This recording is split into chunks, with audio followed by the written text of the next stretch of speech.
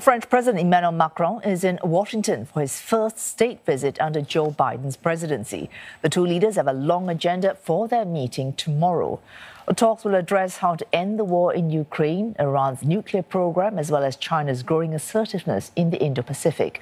France is America's oldest ally, but the two sides have been at odds over defense and trade issues.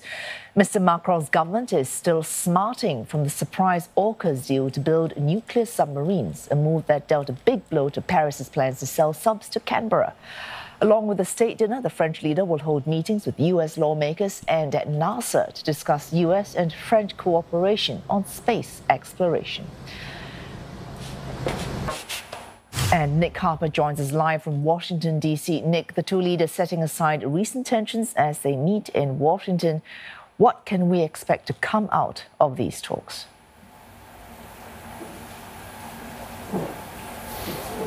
Well, there's certainly lots on the agenda, and the very fact that this is the first state visit of the Biden presidency, almost 2 years into his presidency, is something that the French are seeing as a very warm sign. They're trying to put that AUKUS deal behind them, being it water under the bridge, and they're really trying to focus on where there are areas of cooperation, areas such as Ukraine, the fact that they both hold similar views when it comes to countering China, also similar views on trying to do more towards climate change. However, there are a few sticking points that will still be bones of contention over the next day or so while meetings take place. One of them is President Biden's key bit of legislation, the Inflation Reduction Act. Now, within that is the encouragement to Americans through incentives, money off offers, to buy American-made electric vehicles. And the European Union says that that does harm to Euro manufacturers, that it also breaches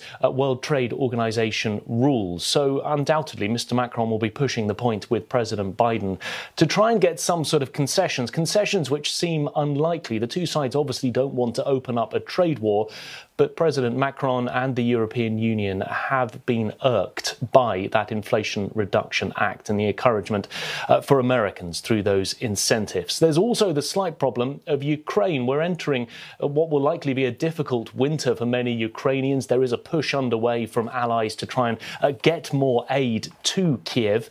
However, in just a few weeks' time, we will have a divided Congress here in the United States. The new Congress starts on January the 3rd. That is when the House of Representatives will be taken over, majority control, by the Republicans, and they have already promised that they intend to defund those billions of dollars that have been sent to Ukraine. Not completely wipe them out, but certainly slash them. So President Macron will probably be looking for some reassurance from President Biden to try and continue that aid throughout the winter, even though we're likely to see passage of such funding to Ukraine being blocked by the Republicans as we enter into January. And we shall see what comes out of those talks when they proceed. Nick Harper reporting live just there from Washington, D.C.